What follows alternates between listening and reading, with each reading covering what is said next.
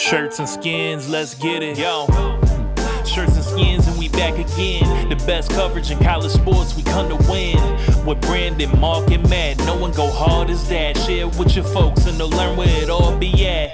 It's just three of the guys, childhood friends that be setting the vibe with a few hot takes, jokes, and predictions. Love the Boise State, we now welcome you to listen. Shirts and skins, let's go. Bronco Nation, what is up?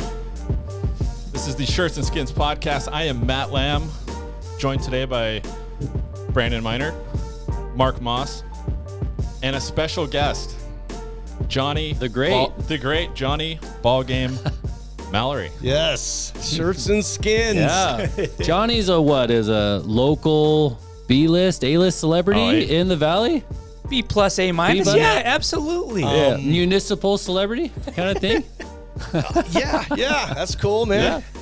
More than any three of us. So there we go. We'll give him that. He is the co-host of Prater in the Ballgame, weekdays from 3 to 6 on KTIK 95.3 FM, The Ticket. You're nailing it, man. Right? Wow. There we go. I mean, we might have to recruit So you. if you don't get enough Ballgame here, Got get more them during the week. Yep. This is perfect. Thanks. I know we've been, me and Mark Moss, we've been talking back and forth for the last month or two about making this happen. So this is a perfect day. Yeah. The beginning of March. What is it? The 3rd today, I believe. 3rd. March Yeah. 3rd. It's, I don't know when we're airing this, but it's snowing, or it has been today. Yeah, this will come out today. But what a month it's been, right? So I'm glad we were able to join forces, Mark, and come on here and talk some Boise State with you guys. I appreciate what you guys do. I check it out. I'm a subscriber to all this, and I just like the fact that Boise State's got the type of fans that want to do stuff like this and, get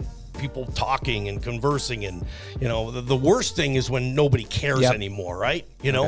So it's cool to have a lot of fans. Bronco Nation, man, you guys are doing well. Let's do it. Thanks for having me again. Yeah, we appreciate you taking time out of your day on a Sunday to come hang out with us. This was, everybody's happy where I live, then I'm out of here. Well, look at this. He's He's showing us up already. Look at great. We've got, Dude, you I had a understand. single paper once. My notes, He's got man. a freaking, My it's like a notes. notepad, man. I spiral. love it. Your paper was like scratched, like chicken scratched on it. It was something, though. You It should've was saw. more than nothing. That's true. He was late here, though, too. I was late. That's Classic. unusual. No, Mark's last to arrive, first to leave. That's But typical. Johnny came with a police escort today. What? Yeah. There's cops outside. Yeah, like Johnny. Did you you get pulled gotta make over sure anywhere? This is when you say, this is when the guy at United Commercial Insurance, in this case, luckily it's Brandon, is like, man, no, don't say, there were a couple of cops outside, United Commercial Insurance here in Boise. We were taping this thing, but, We're off location today. Yeah, there was an incident outside, but had nothing to do with me. Yeah. I'm good to go. Yeah, no, Appreciate it's your clear. guys' concern. Just want to talk some Boise State, and it's good getting to know you guys a lot more before you guys hit record. And appreciate again what you guys are doing. This is gonna be fun. I didn't know your story. You were talking about it before. You kind of came here in 0203 to the illustrious College of Treasure Valley Community College, Caldwell location. Yep. Johnny's telling the story, the best video game ever of all time, the best video game of all time. I think that's undisputed. What? NCAA? NCAA. Oh, yeah, 2002. absolutely. Johnny, this is how this is the foundation Johnny built his sports knowledge off of. Okay? There's 180, how many teams in that You said game? 118, 118? I think At in those days, 2003 there was 118, Times- then 1A programs. Okay. Times 30 or so players. Johnny. More than that. 30? I don't know. Football, How man. many starters? It's like 85, bro. More than the whole team. Like the whole roster. They have the whole roster? The roster. Even if you about. don't Johnny had the whole times roster. 80 times 80 players. Him and his sycophant roommate, whatever sick mind they had, printed off old school the roster at like a community library. Then plugged Like, The in. computer He lab put at in- TVCC He Caldwell. put in every single name, dude. I love it. This is our guy, Printed out man. Every every single team, name. all 118 teams. At the time, there were 10 1A conferences, and we were. I mean, just like everybody was then. I think mid-July is when the game would drop. We'd be the first one at GameStop that day. yeah. My brother owned a music store in LaGrande, Oregon, so he could order Xbox and PS2 games, and then you would get it a day earlier on Monday. So I would always have him order NCAA, so he would get it shipped on Monday. So I would get it a day earlier, and people were like, "Oh, can I come over and play?" No, man, I'm putting my playbook together, whatever it is. But we were so anticipating this game. Me and my roommate were like, we're going to name every single player. So we put all the conferences, crumpled the paper up, put it in a hat. We picked, what league we got. Like, oh, I got the Sun Belt. Dang it. Okay, so it's my responsibility to name every player on every Sun Belt roster, every single one. Yikes. Sometimes I was calling sports information departments on campuses to get a number because there's this guy, he's number 16, and there's no number 16. Well, is he 26? No, I couldn't figure out who this guy was. And we were trying to, that's how crazy we got. We named every single one of them. It took us 2 weeks. But that's what I was doing. That was my introduction to living in Idaho. I moved to Caldwell. I didn't have much of a life. I was going to community college, and I was playing NCAA football about 40, 50 hours a week. Listening to Idaho sports talk, as crazy as that is. That's nuts. Wanting to be on that show. Like, dude, you did it. At this point in my life, like, I was working at a dry cleaner, and then for my brother's business, and then I was working at Big Five Sporting Goods, and I was like, what am I going to do? I know what I want to do, but man, how am I going to, go from playing this video game in the controller to actually doing what Mike Prater's doing every day? It's funny. We would listen to him in the living room when we were playing NCAA because my roommate was such a diehard Boise State fan. So that's kind of how I started to learn about the program. And that was like the 4C Dinwiddie era. So it was a really fun era. They were kicking the crap out of teams. Like, they were new. It was fun. And I was kind of jumping on with that at the time. And look how far you've come. You're on the Shirts and Skins podcast. I want that T-shirt. That T-shirt, Len. That's all. Sweet. I didn't know that story. I didn't know that. I just assumed you went. So tell us a little bit. So you went to University of Idaho, though. You're a graduate of Vandal, right? I am. Did you go to journalism school Absolutely, there? Yeah. Okay. So what was your big But what was like your break? What was your big break? Totally. To get into where you are. I think there's a lot of them, I don't know if you can, and maybe my biggest break hasn't even happened yet, right? Who knows? But so far, you're on the show that you were listening to 20 years ago. Totally. That's pretty cool, man. Yeah, and that's awesome. I love living in Boise. Yeah. I love Prater and JP and Bob Beeler and KTIK. We have so much fun at work. I never wake up and be like, I don't want to go to work today. Ever. Yeah. That's the best peace of mind I've ever had in my life because I hated work, guys. I was a lazy turd. I wanted to play NCAA football and hang out with my buddies. And so anyway, I went to TVCC Caldwell, took some classes there, took enough classes to where I could transfer to University of Idaho. And at the time, the girlfriend had left me. That didn't work out. She bailed. She was like, a lot of it was the video games and the lifestyle. That was everything. We have lots of stories like that. There was a girlfriend that left you for you or you for you. There's a love triangle. There was a love triangle. I can't remember the order there. I'm just surprised. I was first. Yeah, you were first. Eskimo Brothers? I'm not. I'm not getting sloppy seconds from Brandon. That was me. Matt Taste. Anyway, the perfect time to continue. Dude, I'm just saying. So I got accepted. I applied at the University of Idaho in Washington State. I was going to go to one of those. I wanted to go to Wazoo, Murrow School of Journalism, big time. But I didn't qualify for in-state tuition anymore, even though I lived in Washington almost my whole life. Yeah. So I went to Idaho and I toured the school and talked to some people in the department, told them what I wanted to do, and they were super cool. And I'm so glad I did it because at Idaho, for a lot of the times, I thought I was the best guy, in the broadcast announcing class and other stuff. Plus, I was older. I was like 25, and these dudes are 18, 19. Yeah. Like, I just thought I had a leg up, And Wazoo, it's a better department, better school, but it's such a rat race. Like, I was broadcasting Idaho Vandal football on KUOI, the student station, and I was the only one who wanted the gig, It was awesome.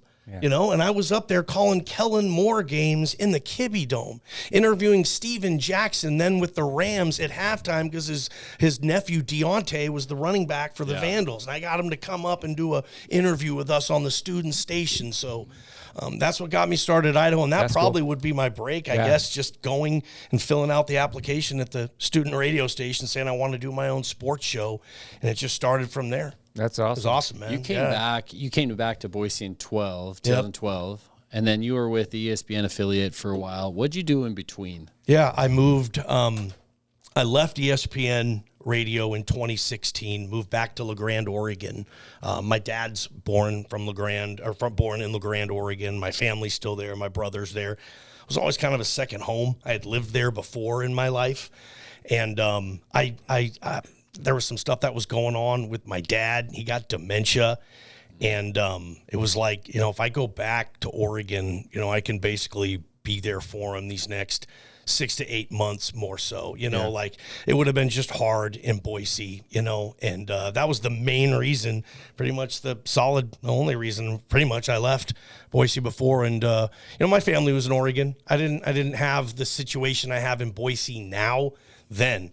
I was a bachelor, you know, had roommates that I was living with, cool guys, but it wasn't like where I wanted to be in my life at that point. Professionally was awesome. The show, ESPN, fuck, you know, heck yeah, man. That was great. But, you know, I went back to Oregon for 4 years and did my own show there and called high school games. I was a play-by-play broadcaster for EOU 1 year for football.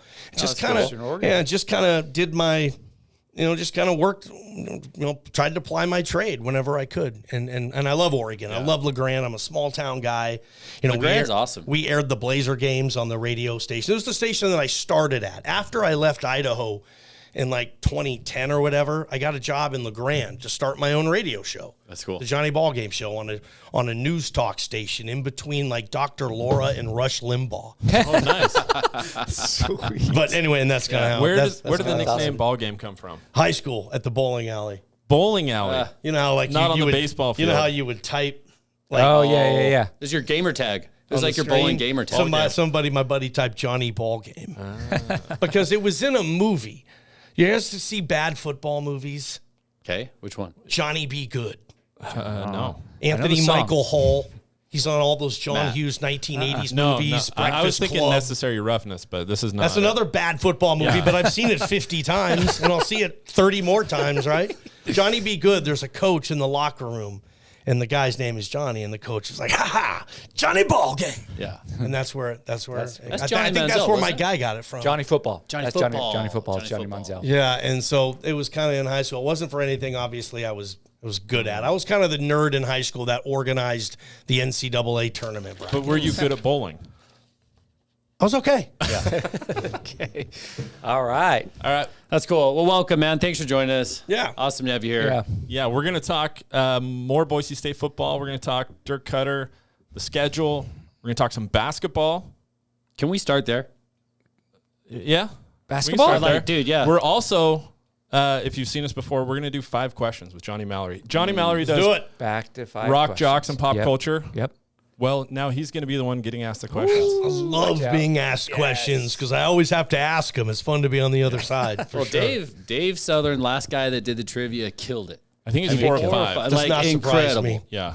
I'm actually wearing the shirt in honor of Dave. There you go. The Riggins Riggs, man. Shout out, Clear Eyes, Full Hearts, Southern. You guys, he killed it on this show. Yeah, he did. He nailed it 4 or 5. So big shoes to fill on that. I'll do All what right, I Brandon, can. since you want to talk basketball. Are you sure? Because he knows better than anybody. Football basketball, football sells. But we want to start basketball, though. You sure? Okay. Game was last night. Let's go. It's fresh. It's fresh. Let's roll. I'm still on the high. I loved it. If you want to hear football, stick around. Yeah, they will. Everybody will. There's a tease. I loved it. Like I was at the game. Matt was at the game. Johnny was there. Wait, the Boise State game? That's where you were texting me? I was at the state basketball tournament. Oh, you're at the state basketball tournament? You said, are you at the game? He's like, am I at the game? Because you were there the Friday night. Yeah, I went there I was watching it on my phone at the state tournament. Sorry. It was a good sports just day. me and John. Yeah. It was a great Steelies sold out last night, too. Did they really? There's a lot of people watching sports in the Valley. All right, since you were there, Brandon. So Johnny and I met up at the game. I loved it, man. I think this Boise State basketball team, best basketball team we've ever had in school history. Can I go as far as saying super team? Oh, Mark. Can I say that? Because, dude, they've been freaking amazing. Like, you can't take it away from them. Yeah, they've been great. They've been super entertaining. They're awesome. It seems like they're a lock now, right? I mean, if they lose 3 in a row and some things fall the wrong way, could they get left out? Possibly, but it seems like they're in. I feel comfortable saying that. Jerry Palm has us at a 7. Yeah, it feels pretty good. I will you got to win a game in the tournament. Oh, great. This team to be called and solidify super team. I think that's fair. You got to win a game in the tournament. Well, anyway, I guess the best teams that I can think of going back, obviously Kejab played, but we were beating teams like 61-59, like really close. This team, the last like 10 games has turned on the offense. I think last night was incredible. Our bigs Patino said it. We're big. Like, we have 4 or 5 guys that they just couldn't cover. And I was always afraid of New Mexico because they have those 3 guards. Nobody can cover. Dent especially. I mean, they can get points whenever they want. Is tough inside. He's going to be a problem. But then Patino's like, they're just too big outside. And you got Degenhardt and Omar on the inside, which is amazing. But then you got Buzo, who just killed it last night. I love his game. And then I think the surprise, like, I would give the newcomer of the year so far to Roddy, who stole on our team. On our team, for sure. Just because, I mean, he had some key turnovers last night. He stole from their guards, who usually, he kind of flipped the script. He played hard. He was running up and down the court a ton and didn't turn the ball over, which has been key to our team's success. The guards not doing turnovers. So, I don't know. I'm excited. I mean, it's a big game, obviously, Tuesday night, and then who knows what's going to happen down in San Diego. But I'm super happy, like really, really, really satisfied with the basketball team, dude. It's been a blast. It's been a fun ride. And you've been to more games than not, right? I've been up to you. You've been to most games. Yeah. Is Buzo a 3-and-D guy in the NBA, in your opinion? There are some people who have some pull in the NBA that think so. Yes, that he can be a 3-and-D guy. Those people have told him that. Yeah. He said that they think I can be a 3-and-D guy. I mean, he looks it. He's got the physical makeup, and he's banging down 40-something %. Omar and Tyson when they are lining up next to each other, and one's a 2-guard. That's why I love what Buzo brings to the table defensively. I mean, Burns loves what he can do. I wish Buzo and Armouche could have worked together defensively. Coach Burns just would have salivated on that because they can do so many things. They could have shut down. They could have easily shut down a 2-man game offensively with Armouche, who was Burns loved him. He's an elite defender, and obviously Buzo would have done a terrific job there. But no, I think. Just kind of where we're talking about here. I'm with Brandon. I think this is going to be the best team in program history. I think this is the greatest era of Boise State basketball. I mean, especially when you consider what league they play. I know. I mean, this is 3 straight trips, essentially as an at-large team, to the dance. 3 in a row. That's foreign with this thing. Basketball wasn't, I mean, you guys know the basketball landscape probably better than I do in this town, and it was okay. It was cool, but it wasn't anything that, you would want to do a podcast on or people would care. Yeah, it just kind of was. Jason Ellis, you were kind of a great rebounder, man. I mean, good box a hell of a player. Jason Ellis is taking strays. He was a good. I love Jason Ellis was a hell of a player. But like that era, kind of it just didn't register, man. Last night, I mean, that was the mecca of what I've seen in that arena for Boise State basketball, and I always hear, the Bobby Dye era, even KJ Mack, the PA guy, was like, that's his favorite era, the Bobby Dye era, and that was Big Sky ball. You couldn't find games on TV. There was less media out there, no social media, obviously. So it was you had to go see the game, and those guys and Bobby Dye and the business, the marketing plans they would have with the hamburgers. People still talk about that. It's great. Yeah. And I don't know if this is fun like that. Hamburgers. But this run. I mean, think about this, guys. In this 3-year stretch, okay, and this is the end of year 3 of that. They have the best road record in the Mountain West. Insane. That is a big boy stat, you guys. They went on the road more Pitt. frequently than any of these teams, and this is high-level ball, very difficult road venues outside of San Jose State, and that is even hard in a weird way sometimes. This is a tough travel league. Not a ton of connecting flights. Not every team charters every flight, and for him to have the best road record in the league over 3 years, damn, Leon, I mean, he's a fabulous coach, I think. He's done a great job building this program. He's not perfect, but, man, I love covering him. I think he runs a clean program. I think he's a good man. Yeah. I do. And he's a good family man. I think he's a good dad, and I like following his programs. And look what he's done, guys. You guys were here before he got here. This is a legit big thing now. We opened with this on a podcast when Dirk Koetter was just hired a few days ago. We're talking hoops here. Moss is like, are you guys serious with basketball? We got Koetter talk coming, but... Yeah, I mean, that's where Leon, for me, has this team right now. Last night was beautiful, right? So beautiful. It was. They're just playing with this. They're playing with this synergy, with this mindset where it's almost like they just let the score take care of themselves. They just play their brand of ball. They play their system. And at the end of 40 minutes, if you look at the last 5 games, they've been a double-digit victor in all of them. That's big boy stuff, guys. March, just think about this. What's on your plate this month? Think about that. Your plate. Boise State fans. Yeah. Look at this plate. You have March, hopefully the finest March you'll ever get. You'll win that tournament game.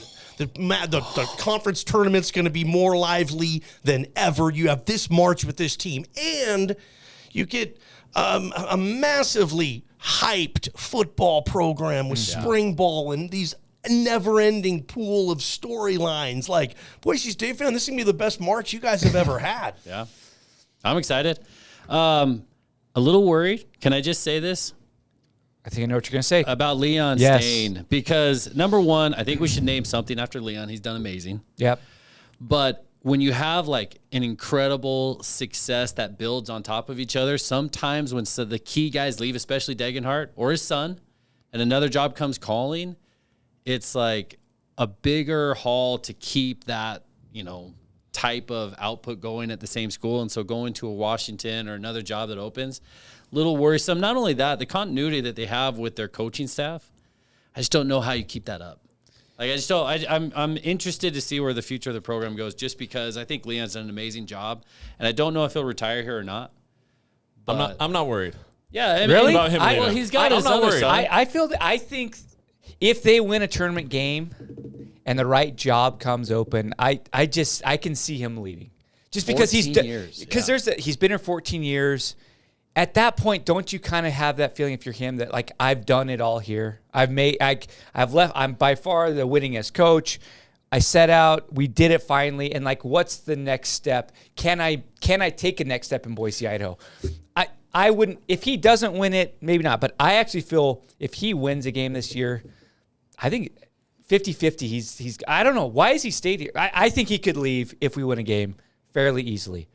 Why has he stayed here this long? It's been a great gig for him. He's won enough to, for athletic directors to be satisfied with it. And then you look at him now, he's won massively for this program. They are one of the best basketball programs out west now. Yeah. I mean, that's, how much it must suck for like diehard Mountain West fans who hate Boise State. Now there's a lot of now they're Mark's gonna go good at swimming basketball, like high level elite good at basketball. Like come into our building and beat us. Like like that must suck for a lot of those fan bases. But it's all how old is Rice? Is he in his 50s? Late 50s? Yeah.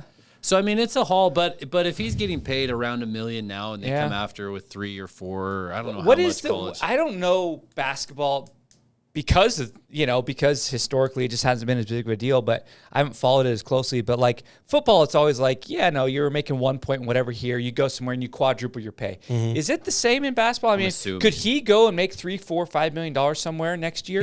I think the Big Ten in the SEC, with even the more money they're getting now, that will funnel to basketball. Yeah. So I would think that a Big Ten or an SEC hoops job will get the trickle down from all the football television network money coming in. So to answer your question, I mean, at his age, with what he's done, I mean, would a program, say the University of Washington, we will hear his name mentioned for this job. Yep. Hopkins will be gone. We just will hear it. I mean, that's a Big Ten job now. That's so weird that I have to say. That's a Big Ten gig. Yeah. I mean, that's and hopefully they're finally serious again about basketball in Seattle. That program's been in shambles. It's been a joke. They should have fired Hopkins, I felt, 2-3 years ago. An abundance of talent there. I mean, you can win massively in Seattle. We just saw the football team, right? You can win there. And you saw, remember, Lorenzo Romar with those great teams he had with Nate Robinson and Brandon Roy. I love those teams. Yeah, they came down here and played Yep. in the first round and beat Montana when they were a one seed at Washington. Yeah. That's happened. So if Leon has like maybe those itches he wants to scratch, like let's see if we can do this in Seattle where we're going to East Lansing.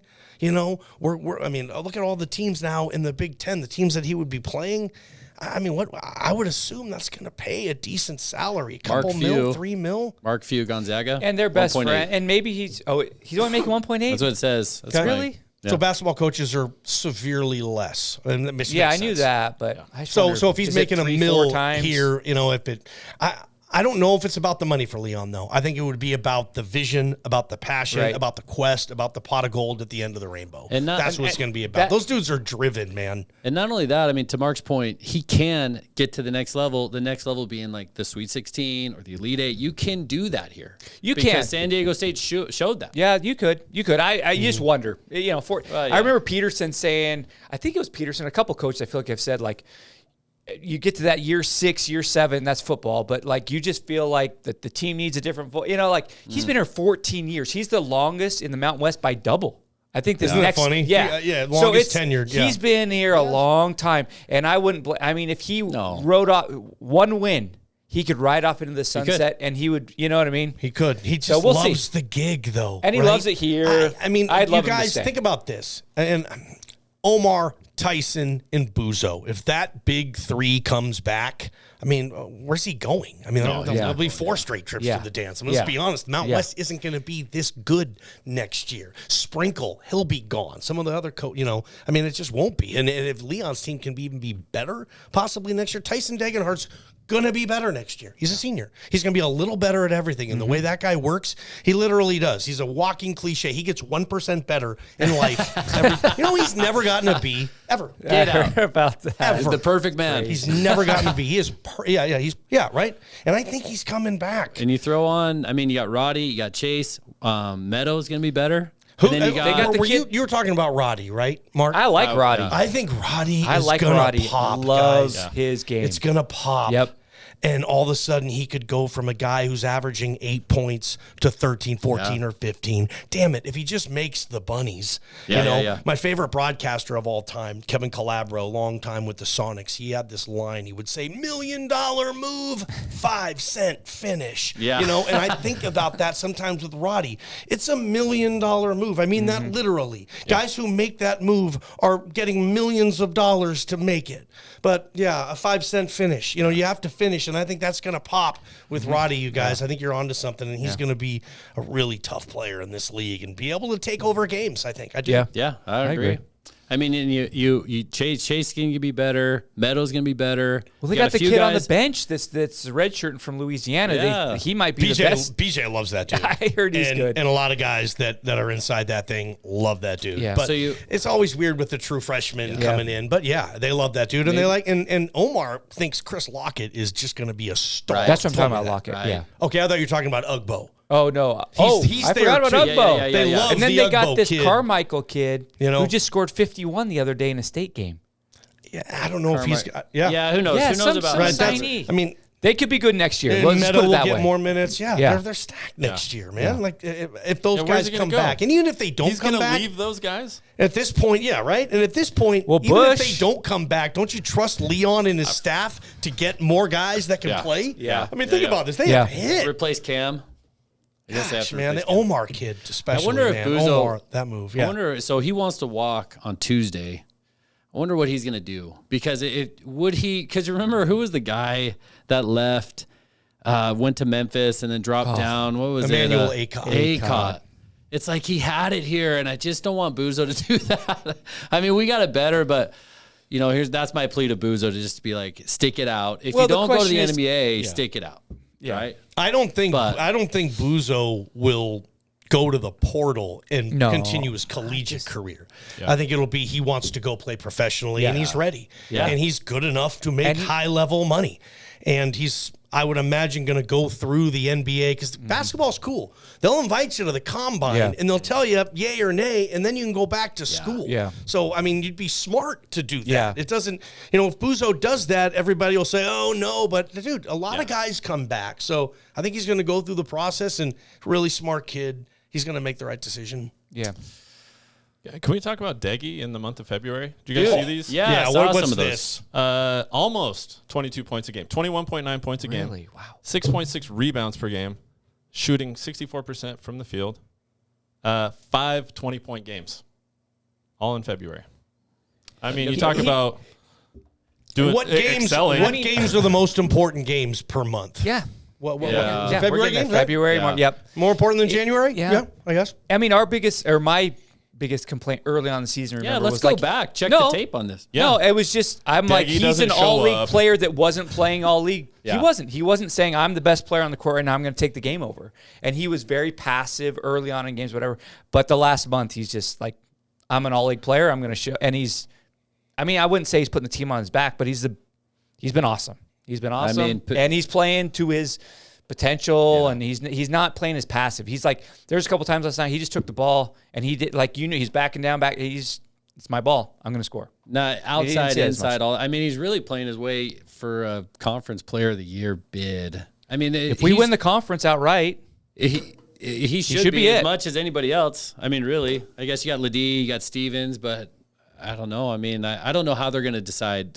I think the two guys at Utah State. Yep. Yeah, either Great or Brown, the point guard, who's just sensational. Yeah. I think it'll be one of those guys. Call. I think if you put every Mountain West head coach in this room and you put all the players in a pool and they had a draft and they have to draft from everybody else's players. Yeah. I think Tyson Degenhart would be the first player in the draft. Yeah, I think he'd be the first. Maybe Ledee. You could sell me on Ledee because he's just bigger, faster, and stronger than anybody in the league, and he seems like a good guy too. Yeah. But man, whoever ends up with Tyson is going to say, right? He's close to a perfect player. I mean, obviously, like, that's not possible being a perfect player, but I think you guys know where I'm coming from, where he just does everything the coaches ask at a very high level. And I think he was just trying to get everybody else involved. I think he was on those games where he's just trying to feel it out. But this year he's certainly learned. He's taken his game to another level. At the beginning of the year, I don't remember the coaches saying, hey, we're an inside out team, inside out. Leon says that now every press conference. He'll say, hey, we're inside out. And that's the total Leon team. You get better, you find your identity as the season goes, and their identity right now is we're just going to beat the crap out of people down low. And you see Tyson 2-3 times a game. I don't want that shoulder in me. Did you see Max cradle house on that play? I loved that. Max put back down house, got real physical with him, real like guys do with Max, like, I'm going to take the daddy's boy in. Yeah. Max did that to House, scored over him. I was happy for him on that one. Yeah. Got a good March, man. It's going to be a fun team to root for. Can't wait. You guys all going to the conference tournament? I'll be down there. I'll be down there. So hopefully I'll see it. You're going to be in the pool. Hopefully I'll be. I need to figure out the hours on that. We did get our soccer schedule, so hopefully I'll be there. Nice. Yep. Been working out? No. Too many fourth grade. You don't need to. Yeah, man. I was coaching that. At a Vegas pool, you don't need to be the most ripped. As long as you're not the last. Yeah. That's probably one of those. I'm not the last. I'm not last. You going to be there, Johnny? Yeah.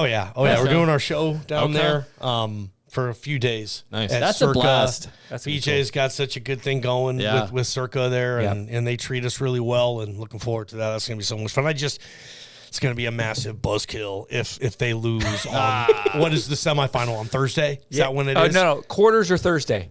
That'll be their first game. So if they lose, that'll be if they finish, because Friday is the big semifinal game. Yes. That's the day of the pool party. Yep. That night. And they don't get a bye to the semi if they get finished first or second. No one gets a bye to the semi. Dude, the West Coast Conference get a bye. I saw that. That's crazy. You see their tournament. If you're the last place in the West Coast Conference, win 8 games. Yeah, you got to win it's like an NCAA tournament run. But here's the other thing. You don't even get a day off. I think you got to win 6 games in 6 days. Yeah. Gonzaga's going to show up. They basically just tell you if you finish last in our league, you're not going to go on a Cinderella run. And I actually That's don't fine. have a problem with that. I like how the West Coast Conference does in their tournaments. And the Big East started that. I don't know if you remember. The Big East had the double and the triple bye way back in the day, and I don't know, 15 years ago maybe. But yeah, Mountain West just does the old school kind of traditional, and it's gonna bite somebody, right? Yeah. I mean, odds are a games. 1, 2, 3, or 4 seed will lose their first game. Yeah, and so we Probably. were talking about seeding and Jerry Palma stuff, but larger picture there, everyone's projecting 6 bids. Do you think the Mountain West gets 6 bids? Probably. That still I wouldn't seems so bet on high it. to me. I wouldn't Yeah. bet on it. So he We has keep thinking 5. New Mexico as the last 4 in, with 5 in and front of them. they So would be the 6th. San Diego State, That's Utah State, wild, Boise dude. State, Nevada, and Colorado State. Does New Mexico need to beat Utah State?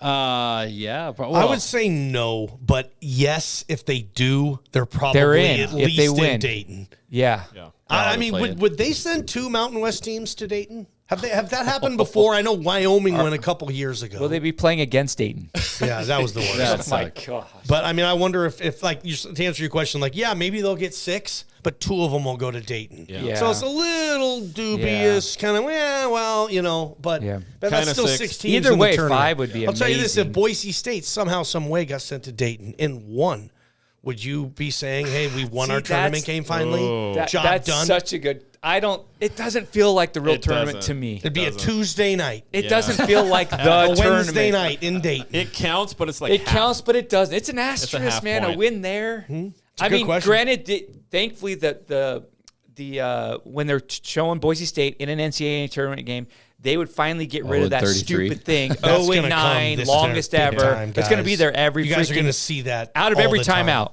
all the time. That would be gone.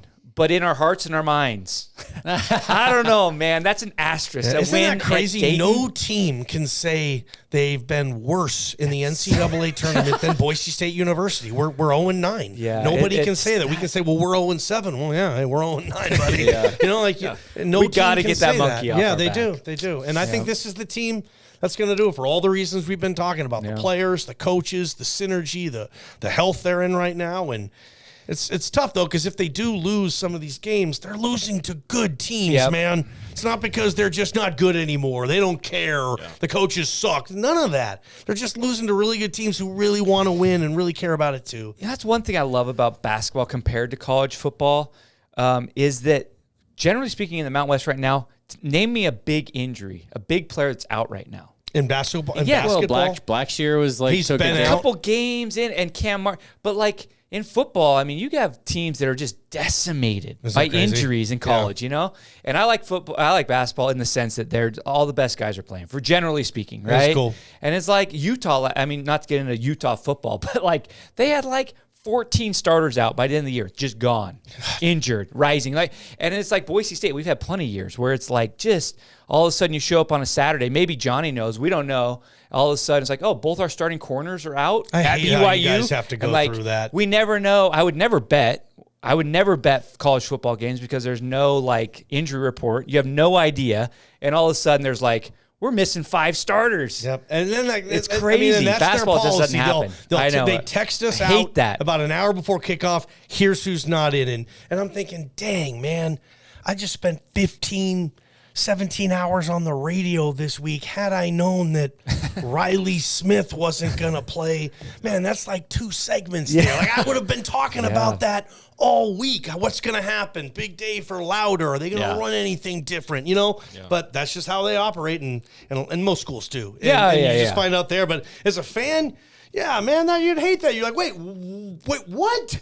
Starting corner is out and our left tackle's out. And I didn't even know they were hurt. Yeah, that happens in college football. Yeah, I hate absolutely. that. And basketball coaches sometimes I've noticed are a little more lenient with injuries and just their dealings with the media. Football, it's Fort Knox, man. They just want to lock everything up, and everybody's a spy. And it's crazy, man. And it's not just Boise State, all programs. Since we're talking football, let's shift gears. Let's talk Dirk Koetter. Yes. Last time we were So on big. That was so last Thursday, nothing had happened, and then we get the news. When did it drop? Was Monday. It was a morning. it? Yeah, It was in the morning. Yeah, we started Monday, seeing Tuesday. tweets. About 9:30 a.m. yeah. And Dirk Koetter named as the offensive coordinator and quarterbacks coach. Is that? Yep. Yeah, Yeah. yeah, Yeah. yeah. So for the exact same amount that they were going to pay Bush, which is cool, too. I don't know if Dirk was like, no, I want exactly what you were going to pay the last guy. Which makes sense. He's not going to take $1 less. Is he doing recruiting? He's not going to recruit. No way. I'll bet he's not. I don't imagine so, but maybe he can be a closer. Maybe he can help, but maybe he doesn't have like, hey, Dirk, you got the Bay Area. Okay. Yeah. Report at the end of the week, all your findings, who called you back. You talked to how many coaches have you talked to? Dirk doesn't have that checklist that coaches have. I promise you that. I want to know who saw this coming. Because I remember listening to you and Prater. Prater, 0% Prater. Prater's off. You guys had a caller call in on Prater. Don't get me started. Prater's like, there's zero chance. Johnny's dropping his head. I love the 0% chance drop. 0% chance. 0% chance. That was originally a Tiger Woods comment about him. I can't remember. I think it was a Tiger, but I was right along with him. Yeah. I said more than 0% chance. Wow. You know, I mean, the guy told us, hey, college football coaching, it's a young man's game, and I am not young. I mean, he had me so convinced he was done for all the reasons. The one thing that I didn't factor in is he's crazy. He's a football coach. He's an artist. He's a genius. He's always in his head of what things he can do and what he wants to do, and he's driven. Those guys wake up in the morning and they're certainly not like me or like a lot of other people. I mean, they are massively motivated or driven, and they don't want to take a break. For me, when it's time to retire, I will be able to. Yeah. I promise you guys that. Yeah. Dirk's like Prater said, I think in his column, he sucks at retiring. You know, and he just loves the game. And hey, if you're a chef, okay, and you're looking at a restaurant, and you know the restaurant, and you know the ingredients that are in the kitchen. You know the location, say the Blue Field. You know the upper management. I mean, dude, if you're a passionate chef, you want to go in there and you want to cook the best, gosh, dadgummit meals that restaurant's ever had. And you can have your own self-fulfillment. And I think that's part of it. Dirk, I think he told Spencer Danielson no 100 times, okay? You know, like just, I don't want it. I don't want it. I don't want it. I don't want it, right? Like, I just think that, but he's seeing his buddy, Andy Reid, still win Super Bowls. Yeah, that's true. Same age. And he's back, and I have massively high expectations for this football program. And I guess that sucks for the football program, but I think the fans are going to be doing this. Is a massively, I mean, with very, very high expectations. I saw the game that he broadcasted, right? Yeah, it was a Colorado State game. He's like, I've seen it all now. Well, no, but we all saw, like, he was calling the drives as they were going down, and he'd say, well, I think they should do this. And you're like, whoa, still got it in the bag a little bit. So you could see there was a desire to, like, he wanted to do more of that, too. Yeah. He liked the play-by-play. He was good. That was his first time. And I don't know if he even got another game. Yeah, and he wanted to do that. He talked with Pete about it, and Pete talked to him with the boys at Fox, like, you know, hey, give him a shot, this and that, and they gave him that game. And yeah, but him coming back, I mean, what he's going to be able to do, his creativity, and he's still a young 65. I think there's things in his head. You know, he's going back to his Maurice Jones-Drew days when he won the rushing title. And Dirk would talk about Ashton 2 years ago. He loved him. I mean, there's a guy we should talk about too. It's just Ashton Jeanty and how big he's going to be. You were on him early. I remember his freshman year, the bowl game, and I remember you talking. And it was Helani, and Helani was going to be out for the bowl game, and you were like, "Next year, Genty's going to be the guy." Like you saw it coming before I did. I mean, I love Helani. Helani's awesome, but Genty's something else, right? I was at practice just this past August, so Jeanty would have been going into his sophomore year, and he was probably standing where Brandon is right now, just a couple feet away from me on the sidelines, and I looked at him, and he was, and by the way, like NCAA football reference, when you go in on your dynasty and you got to spice your guy up, you're spatting his feet up, you're giving him the wristbands, the visors, right? You know, you want your guys to look cool. Jeanty looks cool in a uniform, you know, but and I didn't want to be like hyperbolic and be like, God, I'm going to throw this name out there of who he reminds me, his comp. Everybody needs a comp now. but I was thinking Ricky Williams with Texas, and he was just built like him. It's just thighs and ass, man, you know? Yeah. And then he has this ability, this agility, this stop and go to be able to be fast right when you go again. You know, a former NFL player told me, like, Percy Harvin was the guy he was describing. He said he's the one thing that stood out to him about Percy Harvin, he was the fastest guy he ever saw instantly. First 5, 6, 7 yards, just boom. And that's what Ashton Jeanty has when he can leap a guy and then keep going, or spin and then keep with the spin moves. He is like an NCAA joystick, right? I'm going to press circle, I'm going to spin, then I'm going to press left 1 and juke, then I'm coming with the stiff arm, and then it's X, baby, and I'm housing this. You know, like that's kind of where Ashton Jeanty is. But he was just different. When he showed up as a true freshman, guys, I think he came early, right? Was Ashton an early enrollee? But the whole deal with the media that day was, after we met the guys the first time, all anybody was saying was how big Ashton Jeanty was. And he was like 17. He should have still been in high school. Yeah. A lot of those guys, I mean, not everybody looks like that, you know, who's built like that. And the guy works so hard. Like, he's awesome, man. He's going to have a terrific year. And back to the whole Koetter thing, like, Cutter's going to use the heck out of him, and this is going to be a lot of fun, What's nice about Koetter is he really, and I liked it about the former offensive coordinator, who shall not be named, in my opinion, but he gets the ball around. You know what I mean? Like, it's not just ride Ashton until you're dead. It's like, hey, go to Louder, go to the wide receivers, use the quarterback. I mean, we got a few more weapons. Throw in a few, you know, but he'll still get Ashton the ball, 18, 20 times or whatever. Oh, he'll get it. I think 23 plus, 23 to 27 times a game. And creatively around the edge, in the middle. I mean, I think it's incredible. A question to you guys. What is the expectation? Like, what is it? I think it's making the playoff. Are you talking about football, right? Yeah. I think the expectation, now, is it a failure if we don't? I'm not going to go that far, but I think the expectation in that building and amongst fans is a playoff run. 11 games. Essentially win 11. I mean, you got to be. I think you might be able to go 10-2. I think you could go 10-2, win the Mountain West, so 11-2. It'd be 11-2. It'd be 11-2. I think you could do it, because we're going to lose to Oregon. Let's be honest. We're going to lose to Oregon. I'm sorry. There's people like say, I mean, yeah, anything can happen on any given day, but generally speaking, we're going to lose to Oregon. Okay. There's probably one more loss out there somewhere, but the reality is all the other best G5s are gone. Yeah. Liberty. We can be too. Liberty was so bad in the Fiesta Bowl. Yeah. And the committee had egg on their face so implanted that there's no way that the Liberty is going to get a bid unless they're the only undefeated team and we're 3 games back. If we're anywhere close to Liberty, we're getting in this year. And then what was Memphis or Tulane is what I mean. Yeah. I think we can, and I think we should. In the ACC, they're in for next year. Yeah, yes. So you don't have to worry about SMU anymore. So it's Memphis and Tulane and maybe something out of the Sun Belt. But I think an 11-2 Boise State, I think that's possible. I think that gets in the playoff, and I think that has to be the goal. And I don't want to say that's what I'm expecting for this year.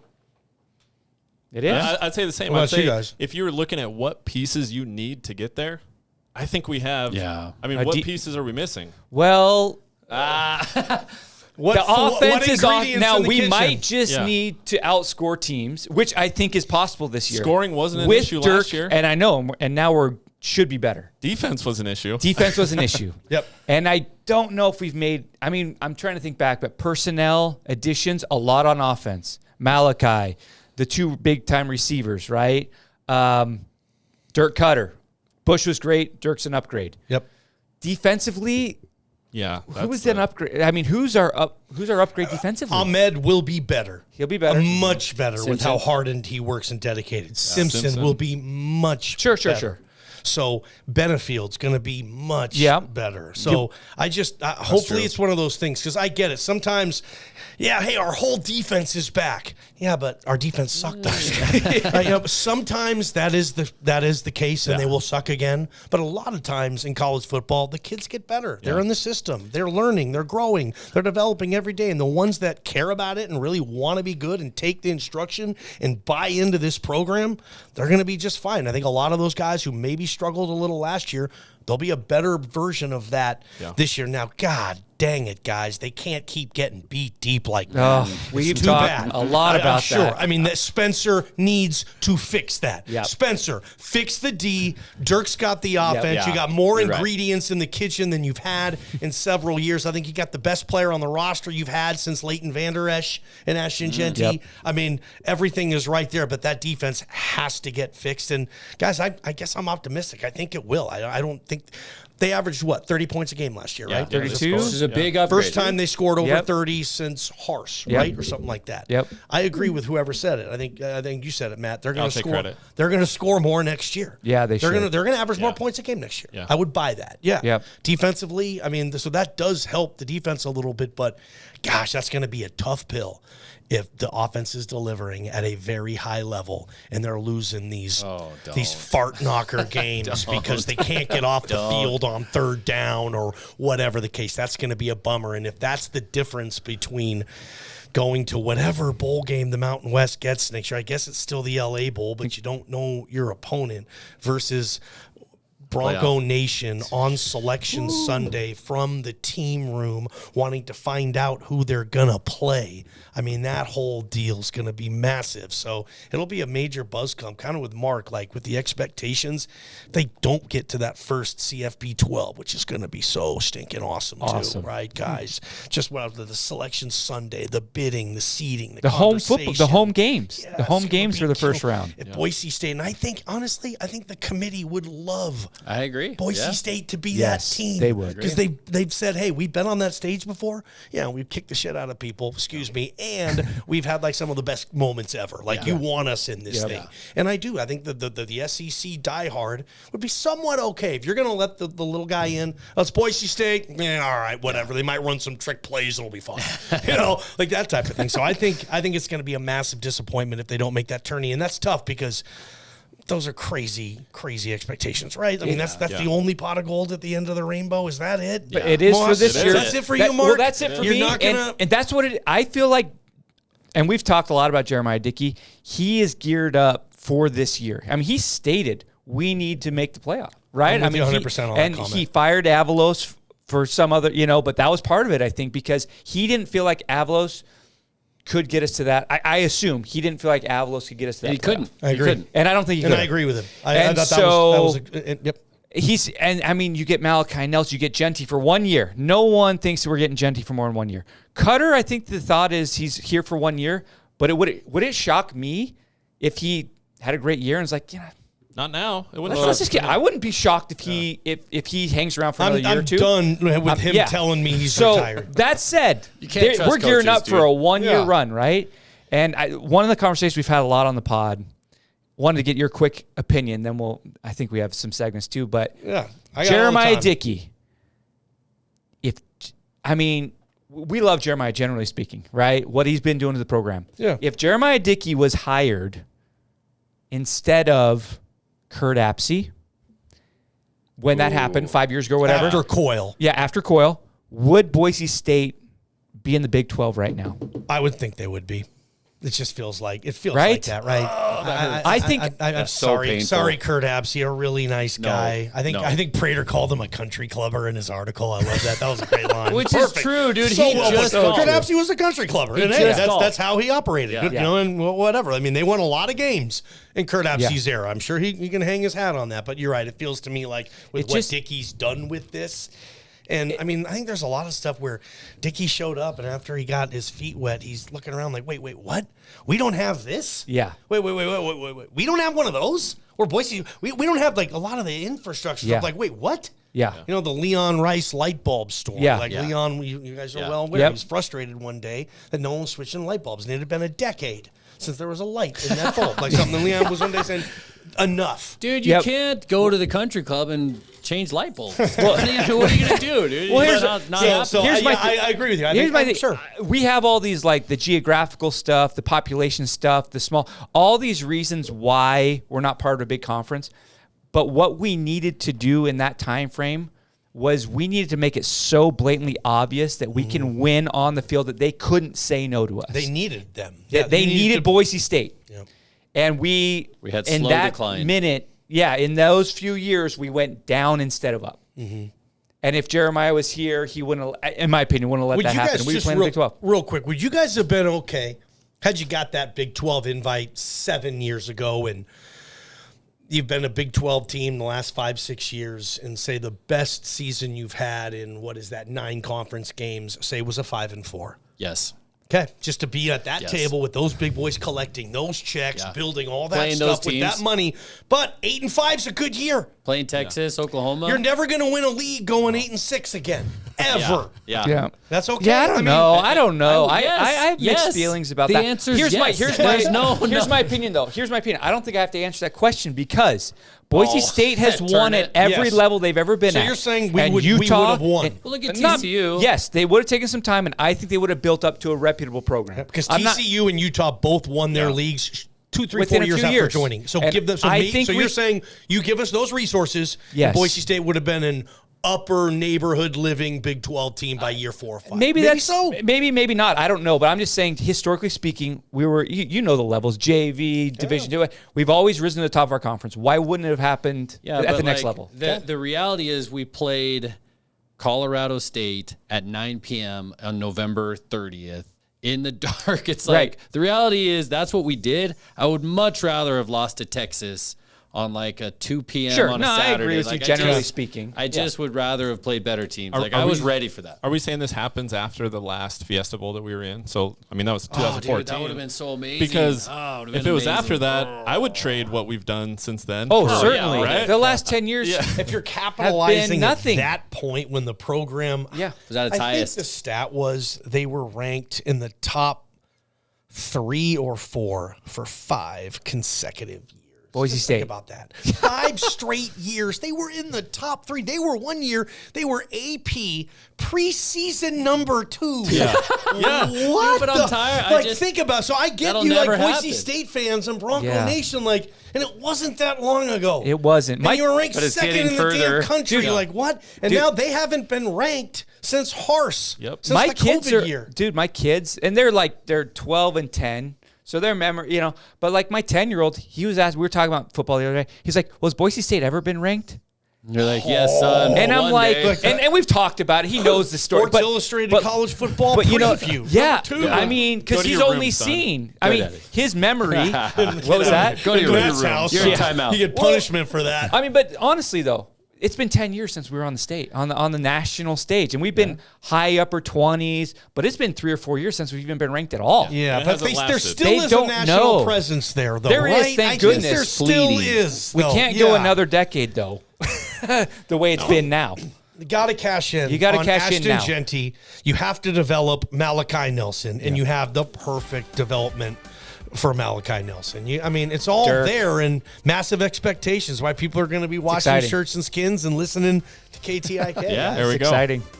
We're gonna do. Here you go, Johnny. We're gonna do 2 segments. Are we like way over time? No, we're fine. No, this isn't the end. We're just moving on. about the hour. Let's go. We're about the hour mark. Yeah. You don't have to go into too much detail on these. This little segment, likely, not likely. Do we get to answer this too, or just Johnny? Sure, if you want. You guys can chime in, But I want to hear Johnny's take. Likely, not likely, Boise State making the college football playoff in 2024. I think I have to go not likely. It's a numbers game. There's, 70-some-odd group of 5 teams, and you get 1 spot. The biggest, what I'm worried about is the non-con. Damn it. Like Mark's scenario. They're 11-2. But Tulane's 12-1. Yeah. And you think, dang it, if they just would have played whatever and just done old school Boise State and had the 1 loss, no one's beating Boise State in a 1-loss argument. Right. I promise you that. Agreed. No one. But someone will if they're undefeated, or if Boise State has 2 losses and say Oregon wins 31-6. Damn it. And then that loss comes like, well, they got their ass kicked in Eugene. So that makes me nervous a little bit that the non-con, and I love the games as a talk radio guy, but at the end of the year, 2-3 losses might keep you out of that thing. And I think this team has 2-3 losses coming, guys. As good as I think it's going to be. Yeah. Schedule's tough. All right. We haven't even talked scheduled. Yeah, we'll that's time. the one thing I had a lot of notes for, too. Well, let's just keep going. What do you got? Malachi Nelson being the starter next year. Likely, not likely. I'm going to say likely, but I know how much Dirk loves Mad Dog, dude. Really? Yes. Yeah. I didn't even know that. Dirk shows up, Mad Dog, you're QB2, Sam Vidlak, you're QB3. You know, Mad Dog by the end of that year was QB2. Mm-hmm. I remember that now. Loves Mad Dog. Loves the guy. So Mad Dog, I guarantee you, is loving this.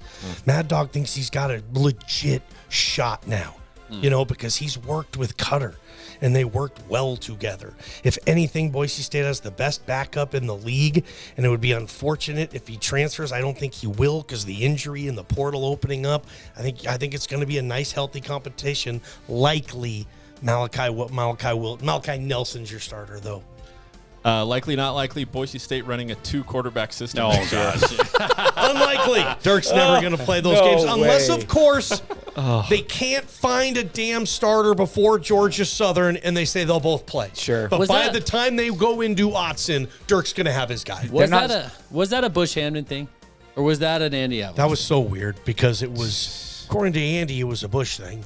According to Bush, it was kind of an Andy thing. Like, it's just we really didn't get concrete on that. Yeah, and then Bush kind of apologized or took the blame for it. He did at the end of the year. He said it was 90% on them and whatever. That was a confusion because Andy wasn't paying attention to Bush's pressers. I mean, why would he? That was weird. When Bush said something about, that was a weird. Yeah, because I remember Bush getting asked about it. He comes out and he didn't know what Andy had said. Like, whose idea was that? And he's kind of like, all of ours? That's a media trick, by the way. You know, when you ask your dad before you ask your mom because you think you got a better chance of being.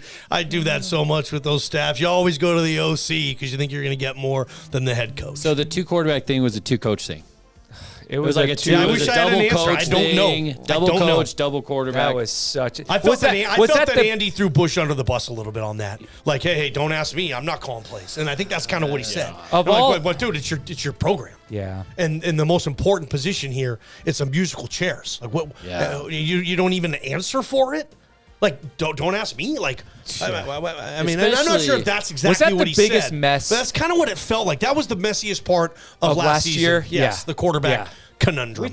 There was one of us over here that really approved of the 2 QB system. He did. Dude, I liked it, dude. Dude, I liked it. I'm sorry. Look, it was such a mess. He would come in. He would play one play, start, play one play, and then What leave. if it was Rip Kozar? Were you guys cool with that? Yeah, that was fine. Okay. It was 90-10. And it wasn't like, we don't trust our starter to throw the ball on 3rd down, so we're going to take it. It was such a mess. That was a weird one. There was so many fingers to that thing that were so negative for that program. Oh my God. God. They did a good job, at least in my sense, of keeping a lot of that from the media. Yeah. Because the best was Taylon's our starter. He played the first snap and then got pulled. Handed it off. What? Huh? Handed it off. That's the starter? Well, I guess he did start. All right. My mother talked to me about that. That's how big it was. And my mom, hey, you said all week Taylon's starting, and he pulled him after the first play. The hell is this? And I'm kind of like, I don't know, Mom. I know. Like, it's about right. That was a legit question because they said all week he's the starter, focal point of the offense. I think they went. Didn't BJ have a presser or something where somebody said that Taylon Green is going to be the focal point of our offense? And I wasn't. To be honest, I think they moved on well at that position. I hope Taylon does well in the SEC. Yeah. I'm not sure he will. Yeah. Okay, because I think when Taylon had to just sit back there, figure it out, and beat you, he never did for me. Yeah. I'm just going to sit here and I'm going to pick you apart. I'm going to figure this out. Mm-hmm. And then this past year, I don't think he ran enough or as much. And I don't know what was in his head or not. We had some theories on that. Gosh, he has so much potential. Yeah. And I've seen that guy sling in practice too. And I know it doesn't look the best, but he was throwing darts, but guys. In a game, he couldn't hit like a 5-yard. Totally with you. 3rd and 7 felt like 3rd and 18, right? It did. Yeah. 3rd and 7 felt like, dump it down I and don't see think if they you can pick this up. Yeah, see if Jeanty can pick it up for you. He'd just throw it to Emac on the side. It's just too bad our receivers weren't 8 feet tall because they could have caught some of those balls. Maybe. All right, last one. Likely, not likely. Someone like Nate Potter or Matt Miller becoming the next OC after Dirk Koetter. Yeah, that's a good one. It's a musical chair game. Likely. Likely. for now. Okay. I think there's a nice. I mean, I know Matt Miller wants to be an OC. He's said that publicly, and I know Matt Miller and Dirk get along real well. I know how much steam, momentum Nate Potter is getting for his scheming and his intellect, and possibly being an OC type of guy. Didn't they make Potter the co-OC? Gave him a little bump, a little more responsibility, and I do think that they like where they're going there. And I do think, and we haven't talked to Dirk or any of those guys yet, but I do think there might be something that is brought out there where they say Dirk is going to do A, B, or C, whatever he can to get A, B, or C coach ready for a potential switch. I don't think they're going to announce anything. No. Yeah. But I think, and this is Boise State, man. You They never can't go out of their family, dude. Even dudes who come in from out of the family, Spencer and JD, get so immersed in the family, they just keep bringing back family members, man. So, yeah, probably the OC is going to be on staff. They've kept everybody. I'll tell you who'd be the next. I'll tell you who'd be the next offensive coordinator. Who's that? Oh boy, Dan Hawkins, baby. We're just gonna keep. Why doing not? The whole He would be coach thing, awesome, and dude. I Dan, would and love then that. Peterson, Harsh. and then we'll go Harsh. I didn't think Sanford. Koetter was an option. No. I didn't think he was. But I said Sanford or Harsin. I would be totally happy with either of those guys before Koetter. I don't showed think up. Harsin could do it. I think he's just too big of a personality. Yeah, I to mean, take over for him to work for the guy that he brought on as a GA, I find highly unlikely. But he was a great offensive coordinator and a great offensive mind. And maybe these guys want to. Do you think he got a sniff? Do you think he talked? Do you think he wanted it? Do you think? I mean, even the head coaching job, it felt like Avalos got fired, and then all of a sudden, like Harsin's Twitter account, like all of a sudden there's like a Boise State, like he's all of a sudden he comes on BJ Reigns' show, and like it was like, was he positioning himself? Did any thoughts on that? Gosh, was he? Because we don't know. Was he considered? Was he? What was your sought after? What did he want it? Was he interested at all in coming back to Boise State? Yeah, I didn't hear any interest Nothing? if he was. But man, these guys are interested in every job. They're just crazy like that. They I'm love surprised. football. It's what they do. Like when they're out of it, it's just a tractor beam. It just sucks them right back in. You know, so.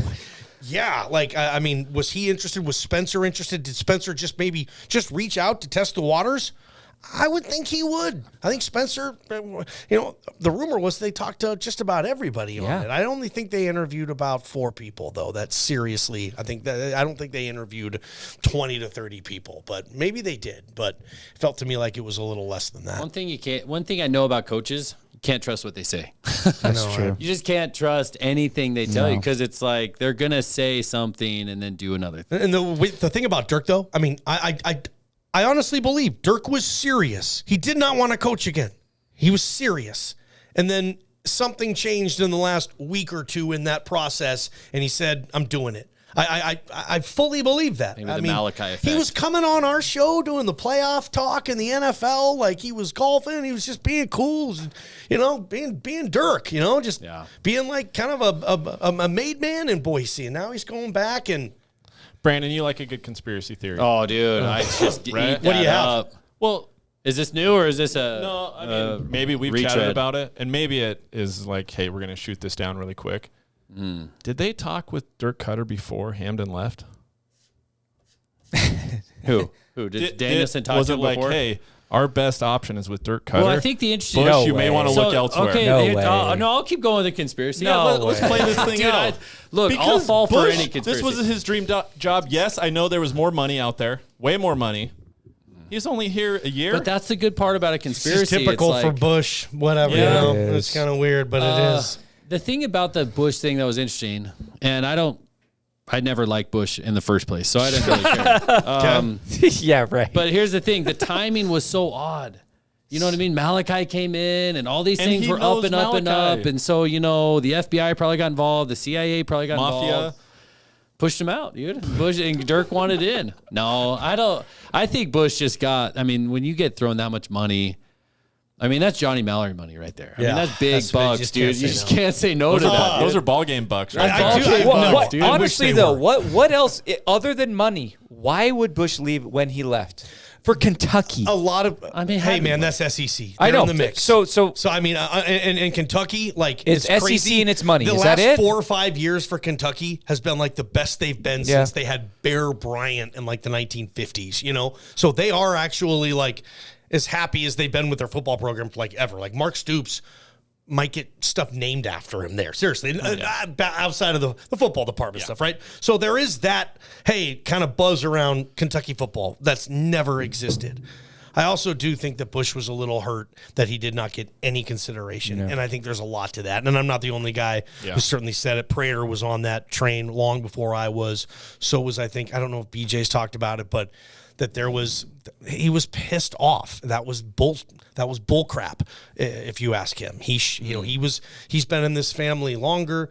His offense was doing a hell of a lot better than the defense. That's true. That's so true. Great point. And I'm ready. Look at his resume. He's been all these places. Can I get an interview? Yep. Did he not get an interview? No, Bush didn't even get a combine invite for who was going to be the coach of this team, right? Like, they thought about all the other candidates and all this, their own little coaching combine. Like, Bush didn't even get a combine invite, and I think that bugged him a little bit.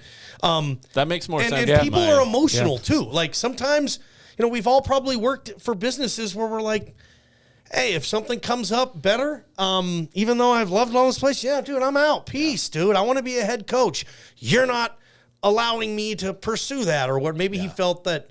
And makes sense. There's another thing too, like who goes from an OC at Boise State to a Power 5 head coach? It's never happened. No. Yeah. So who goes from an SEC OC to a Power 5 coach? What, 4 guys a year? Yeah.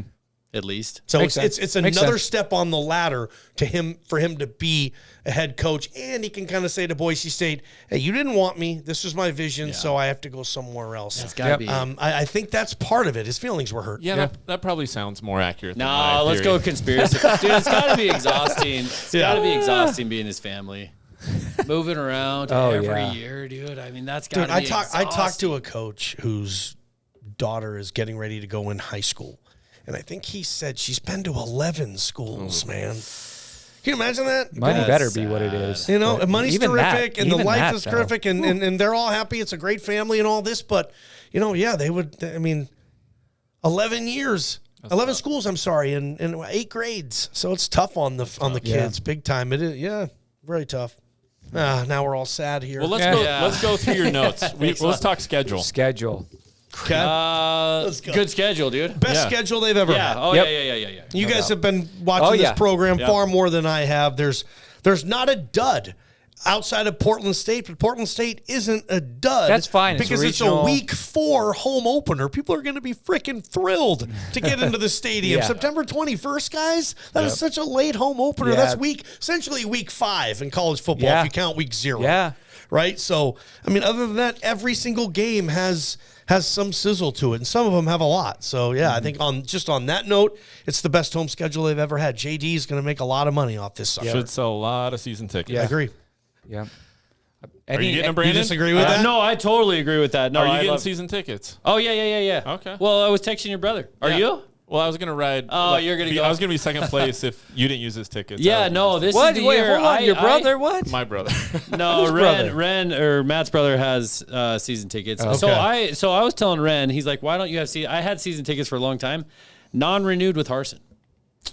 Because I was just like... Was it the twittiest comment? Yes, dude. I was like angry at him. I was dude. in Oregon at that part of Harsin, so I didn't get a lot of that. I felt like he hated me, dude. And like most of the games were super late. My kids were like, in bed for 5 hours by the time I got to go down there. So no, but this is the year. And I go to a number of games every year no matter what. Yeah. But man, this is a good, last season's schedule was not great. I didn't love, I like going to the UCF game. Obviously the outcome wasn't great, but the excitement for Malachi and Jeanty and Koetter and all the guys, it's fun again. When you have a good offense, that's fun. That's exciting. My kids get into it. That's exciting football. So I saw a grandma, probably 75 years old, sitting next to a grandpa, her husband at, Extra Mile Arena a couple of weeks ago when Ashton Jeanty was at the game. He goes to most of the basketball games. He was there last night. Yeah, and he was walking and doing his thing, and I'm looking over, and this grandma goes, honey, look, there's Ashton Jeanty. And I'm looking like, damn, dude, that's big time. He's got 70, 80-year-old grandmas in the stands. Like, honey, there's Ashton Jeanty. She was pumped. She saw him. Like, she's a big deal. She loves him. She wants to see him run, too. Like, that dude, guys. Like I said, best player since LVE, I think, to be on this team, right? Can you First round draft pick? No doubt about it. Can you imagine if we have a good year? Let's say we win all of our home games. Let's just say. Okay. We should. I think we're going to be favored in every single one of them. Let's just say it's an exciting year. Let's just all the expectations. We go to a playoff year. The Valley, the number of people that have moved in that were not BSU, they didn't even know BSU, but they could become fans. Mm-hmm. I mean, that's probably double or triple the size of the stadium that we have right now of the people that moved in that could become fans. If there's a wave or this big push, I mean, it's on the breaking point, but at the same time, it could just get pushed back another, 7, 8, 9 years if we just fall into oblivion. So, I mean, it's a lot is riding on the success of this year for everything. I mean, the amount of new fans that we could get and the new donors and the new season ticket holders that we could get with the increase in population to the Valley alone. I think this is as big of a year, and I think we talked about this when we heard Jeanty was staying, and man, that was which is huge, one, right? Another one, like what? Like okay, between Malachi Nelson, Koetter, and Jeanty staying, those three, and Chris Marshall. Yeah, I mean, what an offseason, right? Jeanty was probably the biggest of those four. I think so. Maybe Koetter, but anyways.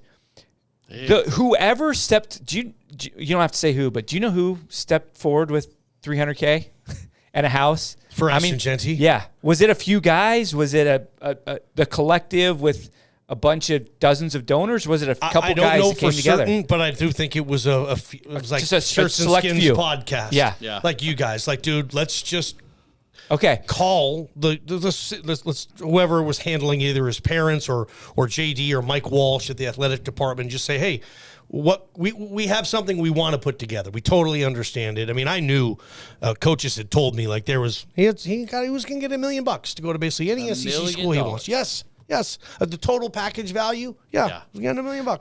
And I had guys tell me that. Like, and so I thought he was. This is before he came back. So I mean, I was not even hoping like but the dude loves it here. He's built different, he was a military kid so I think he's moved around a lot and maybe he likes being stable, right? And he wants to be a legend here in $300,000, a house and a car. I mean, hell yeah, 12-month lease on the house. Yeah. I heard like from December to December. I also heard that his ex-roommates who he had before, I heard he moved them in with him. Yeah. How cool that would have been. Yeah, dude. That's awesome. That he's that dude. Ride the gravy train. Right? They were probably like, hey, so Ashton, when are we moving to the new place? Like, when's our lease up here? Well, you got to have buddies to play NCAA with, right? Dude. So I don't know where the house is. I want to. I don't know why I care so much. So you haven't been invited yet? Yeah, but I wanted to know who he was. Is he going to have a room for mom and dad there? I mean, so people are going to be in and out. There's business that needs to be conducted at this house. He's got to figure out his branding, his marketing, the draft, workouts. But yeah, I believe the teammates that he was living with before, whatever apartment, wherever, he was like, guys, pack your bags, man. We're moving into my house. So to Brandon's point about the potential, this really going crazy if we have a big year in the Valley, I think it's a big year as well because for that reason, whoever cobbled that money together for Ashton Jeanty, let's say it pays off. Let's say he's a Heisman hopeful. Let's say we get to the playoff. I think then they say, man, that was money well spent. Right? So what if? Can I have after you're done? But I guess the opposite could be true as well. Yeah. Man, I spent $300,000. He got hurt week 3. We went 8-5. I'm not doing that again. Yep. And more businesses, but if we're awesome, then more guys do it and more businesses do it, and it just keeps growing and rolling down the hill. What I don't understand about the Jeanty situation is if it goes well and he's a Heisman candidate, as best as he's not going to win the Heisman, but he's not. I don't even know if he's not going to win that totally. But say he's known as the best back in America. Sure. Like if he had a year similar to last year, and he's the best offensive player in the Mountain West or our team or whatever, however good you want to imagine. Yeah. I mean, the credit's not going to go to the guys that paid that money. Nobody knows who paid that money, so it's not like their brand. If it's like a whatever, it's not image guy or whatever, True. And so it's like, well, we spent all that money and it was exciting, but it's not like it's not like I helped my business. No, but it would like interest. their teams, Brandon. It's Dude, think wild, about though. the SEC though, People, man. Like, yeah, that right. money down there, Those guys, this is what they want to So spend their wild, money yeah. on. They want their team to be good. They want Boise State in this 12-team CFP. Yeah. Yep. And it's JD's freaking mission on Yeah. this. You want to build the North End Zone project? Like, we want to get a shovel in the ground?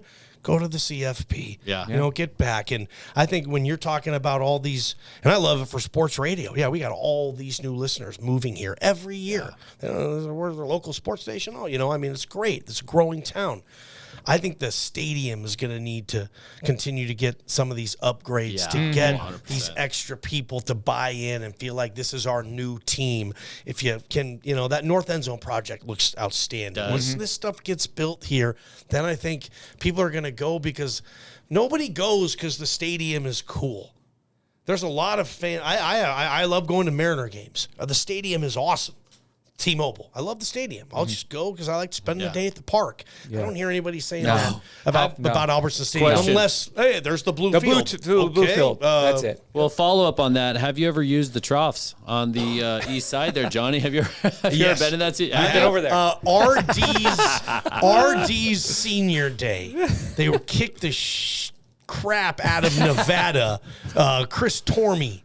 Remember the game they were chanting, Tormey. He was getting chanted. I was at that game. That's where I used the trough. RD and Dan Hawkins were just like, okay, we're going to pull this guy's pants down and just embarrass the hell out of him in front of America. I mean, they're still scoring, man. I love that about those teams too. Like that guy's a jerk. Okay, yeah, we're gonna show him. And they were still mad that, you know, about a fake punt that happened before I even moved here and even knew, like Chris Tormey at Idaho, like ran a fake punt or something. Paul J was really pissed at that, by the way, because he's a Vandal, right? Paul J said, like, I gave up on the Vandals after Tormey. Was that the Pokey Allen situation? Yeah. Paul J said something like the guy ran a fake punt against a coach who was dying of cancer. Yeah, you know, so and they were up like 40 or something. Yeah, there was a lot of people that still won't. Tormey says, though, he didn't call it. It was an audible. It was an audible call. Okay, if they line up a certain way, we just run it. That's what we do. Yeah. But if you're up by 30 or 40, maybe you just punt the ball. Can I give a story on that? Yeah. This is a insignificant, incredibly stupid story. Okay, but my senior year at high school, Eagle High, our rival was Centennial. Yep. We had put in this like fake punk package where the running back actually went to Boise State as John Helmendahl. He was a pretty good player, right? Remember Did he score like 4 or 5 TDs in a game? $5 for $1. So $5 for $1. So anyway, so he was like the back, you know, the blocker back for the punter. And so for whatever reason, we were on the far hash away from the coaches. End of the game, we were winning by 18 or 20 at the time. And the coaches are yelling something. And we're on the line looking at them like nobody can hear them. And they're yelling something, and we're like, that's the code for fake punt. Like, whatever the code was, it was like, oh, that's fake punt. So we all start yelling, the code, run the fake punt, 80 yards down to the 5-yard line, and then we kneel it to win out. And the coaches were so pissed at us the rest of the day. And we're like, what happened? They're like, we were trying to tell you, don't snap it, take the penalty. And so the exact opposite. Coaches go 80 were yards. like livid at the Eagle coaches. And so I get it. Like if you don't know, you know, like, and especially back then when the audio and all that stuff. So that I get it. I do want to bring up one thing if I have time. You got time? Can I say something I'm a little sensitive about? Uh-oh. Okay. This is usually when I get. Hold on. This is usually when I get picked on. Yeah. When it starts. Is this going to happen now? It's not to you. Okay, good. It's not on Moss? All right. It's not on Mark. Thank goodness. It's probably on I'm me. not even on Johnny. I'm going to name some coaches. Do we need to play some like sad music right now? Are you Yeah, sensitive? we could. I'd like to because here, and I think you guys are going to feel the same way. I'm going to name some coaches. Dirk Koetter. Where does he live? Obviously, Boise, Idaho. Okay. I think it was in McCall and Boise. Dude, but he loves Idaho. Yeah. Okay. Yeah. Dan Hawkins. Is he Lives back? here. Yeah. Spending a lot of time here. Yeah. I don't know Time if he's here. back officially, but he's been, Harsin. Brian Harsin. Where's he at? Eagle. Chris Peterson. Still has a place here. I am really He's in personally upset that Chris Peterson considers himself a Husky and not a Bronco. Oh, yeah, he does. Why, He dude? does. That makes me mad. You It's think like, so? dude, Yes. I think he does. He's took still us- on there. His Twitter account still says at UW.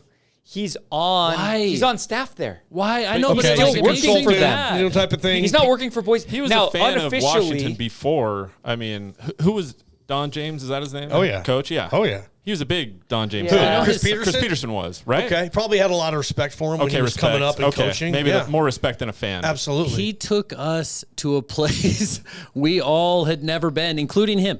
Yeah. And it was a magical time, and a magical time in Boise's history where, like, we were growing, we were still small as a town, and he owned that town. And it's like he was the beloved child that left, and he never came back. And it personally doesn't sit well with me. I don't know why, because I love Chris Peterson. I love watching him. I just feel like I need closure, dude. He's not giving it to me. It bugs me. Everybody else came back. The first time I've seen him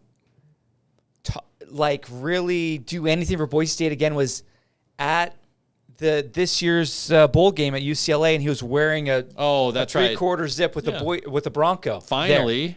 And I had never seen him do anything, talk about I mean, he couldn't.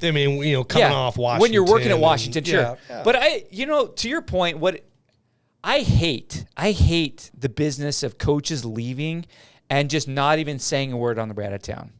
Pete did not have a closing presser. He I didn't remember have being in town when that happened. In the dark of night. And we all night. thought, are we going to get a closing Nothing. presser? But most coaches do not do I know that they anymore don't, because all it and can I do is hurt hate them. You take out an ad in the local paper Just do or that. whatever the site is, and you say thank you on that, He or you should go have done post that. it on social media. He didn't do that though. They didn't. Yeah, he it didn't wasn't do any huge of that. then. No, he just took off. He just took off, and then he never I think said he thanked anything. him in his Husky introductory presser, which is what you do. Yeah. Thanks to everybody in Boise. I had a great run there. We did a lot of great things. Now it's time for a new challenge. Yeah, I don't know. I want him to come back and be the beloved grandfather in the building, walking around, worshipped everywhere he goes, which he would be. I love Chris Peterson. I just feel like a little sensitive. Him and Dirk I totally miss are really, really close. You can't have Pete. You get Dirk. That's almost like now Pete has to be invested as much as he can in Boise State again because he knows he's going to be talking to Dirk and he's going to want to help Dirk, and he does like Boise. Like this is a big thing. Dirk and Pete talk a lot. Well, it sounds like Spencer leaned on Pete a little bit too. Yeah, and Dirk. With this, yeah. Dirk he's involved, was a consultant and then ended up hiring him. I mean, wasn't Pete part of the committee to bring in Plow?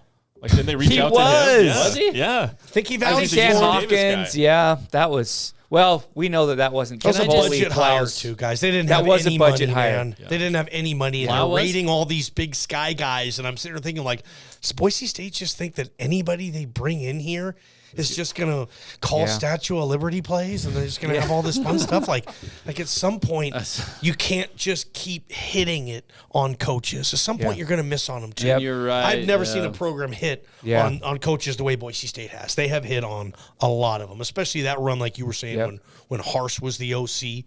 You went from Mark Helfrich to, was it Peterson or was it Hawk in between? Hawk, Helfrich, and then Hawk, Peterson. Pete, Harse, Pease.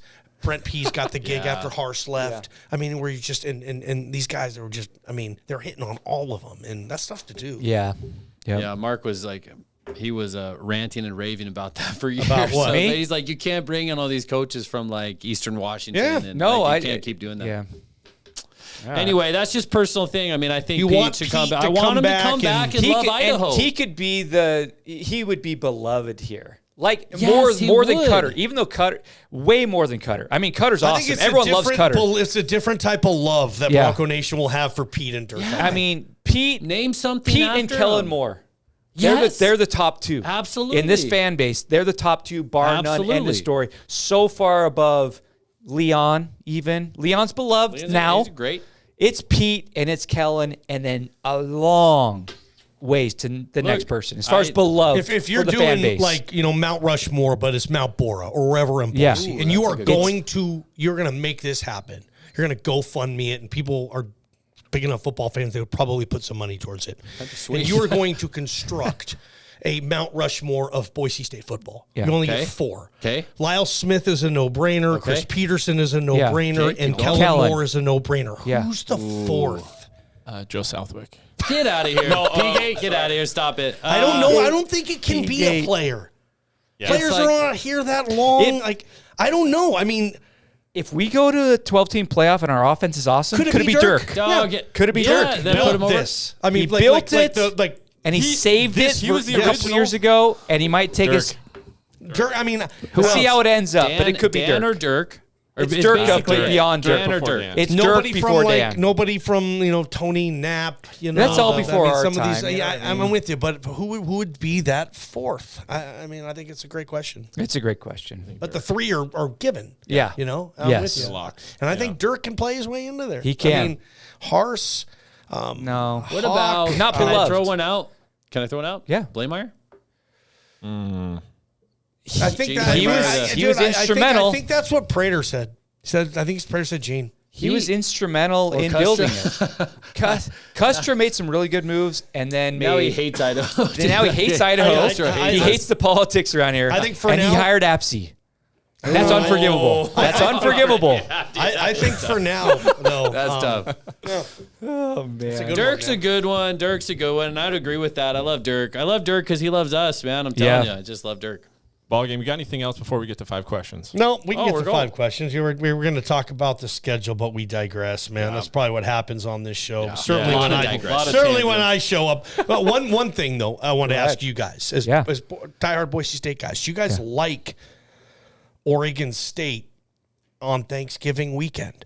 I mean, it feels like the hay's going to be in the barn at that point. You're going to know if you're a conference champion. You're Yeah. going to know if you're playing in the conference championship game. Yeah, but you're going to it's- all know. And then you got this Oregon State team coming in that will probably be respectable. And it's going to be a game that you're going to need to win for your resume. So I don't know if you guys like the fact. Would you have rather had it somewhere else? It's just interesting. You never see a non-con game on the final week of the season. The thing I didn't love is that you had the buys. Both buys are in the first 6 weeks or something like that, right? So you got 6 games in a row, I believe, after the bye. That being the last, and then probably a Mountain West championship. So that's 7. A tough game on top of 7 straight games. That's what I don't love about it. You would have liked, the second bye to be further. And then not, but hey, Thanksgiving weekend, sometimes that can be a tough sell. I mean, last year was interesting because, out of town. a lot of students are out of town, whatever. But with it being Oregon State, that'll assuming we play well, that'll be a. I've always That's liked tough though. Clinch It'll be the Mountain West, and it's kind of be weird, but they're gonna be able to say welcome your Mountain West champions as they're running onto the field because they would have had I'm sorry, you can't say that because the Regular championship season. game hasn't been, but if they could win the regular season, but It might be big for CFP. yeah, I think that's it's a what it's gonna be resume big for game. that, yeah. As long you got to hope Yeah. Oregon State doesn't completely fall in the crapper because of what's happened. Yeah. So sad for them and Wazoo that they had to deal with all this. Like, who knows what their roster's going to look like. I know their running backs will be good because, actually, no, Bonapau's probably at Michigan State now, Yeah, he's too. gone. Yeah, they lost KB, so I don't even know what I don't know what they're doing. But hopefully they're good enough to where they're still playing for something. Yeah. And Boise State can say, That might be awesome. Hey, look at this. They all of a sudden have a team coming in where they can add to their resume if they beat them. But also might be a situation like, how big of a buzzkill would this be if you lose to Oregon State? Yeah, we're still going to the Mountain West Championship and all this, but now we got 3 losses. Still, First world problems, man. I love it. It'd be a hollow. That's what I mean. You're in the mountain. I like it, but you know what? Here's the other thing. I wouldn't be shocked if that game gets moved to Black Friday, right? Okay. So national television audience, because CBS, Fox, sometimes they'll pick up some of these games, That's right? legit. I Big mean, Boy I don't know the Fox, Black Friday at home. schedule, but yeah, I don't know if that's possible to move, but sure. Yeah. It could be moved. Might be a big one. I don't know if that's better or worse. Maybe you'd rather have that if you're getting ready for the Mountain West Championship the next week. You get an extra day. Yeah. But I don't know. Then maybe you don't want a short week after the Wyoming game having to prep for Oregon State coming there. It's not the It's an easiest awesome schedule. though, man. Yeah. Yeah. Are you any of you guys Hawaii or at UNLV? What's the best trip? I'd like to go to UNLV. Didn't they just lose all their guys? They just lost their quarterback. And no, I'm just saying just because it's Vegas and everything that comes with the travel package. Vegas is easier. Yeah, right? it's way easier, cheaper. I mean, think about that. You get to go to, for fans though, the two best destinations in the league. Yeah. Boise State goes to both. And I love the road thing too. At San Jose State, no environment there whatsoever. Yeah, no. At Wyoming, I just don't buy that. They've lost to Wyoming, once? Once in 15 years. Yeah. Like, come on. Laramie late. Fine. And then, at UNLV, not a huge buzz for the Rebels there. And they might not be good this year. I think they'll take a step back. And at Hawaii, they play in a high school stadium. I mean, their road schedule, there's not that road game. There's no at Fresno. There's not even Air Force. There's not even in Reno. No Air Force. No Air Force on the schedule. Thank goodness. Is weird, but everybody but Alex Tubner loves it. That's what I said on the show. Because Tubner's getting 26 tackles that game. He loves the Air Force game. And he's not worried about... He just plays the run. Yeah. Yeah.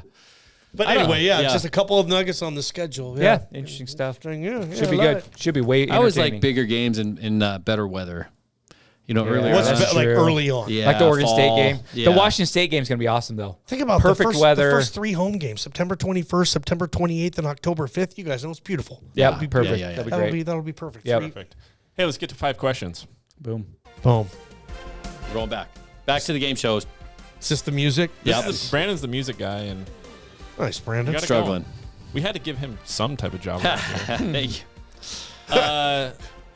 So you usually get to ask the trivia questions, Johnny. Now you're receiving them. You get to answer them. Okay. Yeah, this is trivia. Yeah, All right. Sweat. This is trivia. Sweat it out. No pressure. But Dave Southern chug did my get Red Bull. 4 out of 5, I think. Yeah. Get a little shot of Red Bull before you lock it in. Is that smart energy you're drinking? I hope so. Okay. True or false? According to the Social Security Administration for births over the past 100 years, John is the most common male name. True or false? Over the last 100 years. 100 years. Yeah, so 1914. In America. In America. False. It's false. Oh, what is I it? think it's Michael. It's James, actually. James. I think Michael might be number 2. What's John? John was like 4 or 5. And honestly, guys, solid John has lost steam in the last 30 years. So is Mark. Yeah, you see we're little not kids cool named Mark anymore. No. It's Braden and Gaden and Shaden and Braxton and Jackson and Claxon and Hunter and right? I mean, did I just name your entire family? I got a Jackson. You got a Jackson? All my kids, I have nephews who are Jacksons too, but it's Jackson and Braxton and Claxton and You want to know a name that's been good? I get it. No one wants Mark, Brandon, Frank, and dude, my name's been super popular recently. Little kids? Yeah, Brandon had a Let's go, massive Brandon. resurgence. Really? Yeah. Let's go, Brandon, dude. Super Oh, positive. let's go, Brandon. That's true. Just in the Everybody's been southern super states, it's been a positive. big one. All right. 1 for 1. Okay. Question number 2. You went to the University of Idaho, home of the Vandals. Which of the following is not a song by the punk band The Vandals? Ooh. Oh, How- he doesn't even know the Vandals. How are you with punk music? He looks like a punk guy. Oh, this I'm okay. is not looking good. Okay. All right. My girlfriend's dead. I have a date. The idiots are taking over. Or Soccer Mom. Which one is not a song by the Vandals? That's going to be B, as in boy. As in, I have a date? Yep. That's incorrect. Oh. The idiots are taking over. Damn, that was the one I thought made sense. That sounds like it. Okay. That's a song by NoFX. I love No NoFX. I Facts. heard they suck live, though. Yeah. Wait, which one was it? I have a date? That was number 2. That one actually is a song by the Vandals. I'm trying to find it. Can't Okay. even find it right now. All right. Keep Number 3. All right. We're gonna get.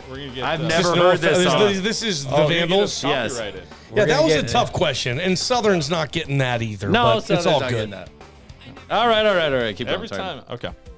Probably not. Okay, number 3.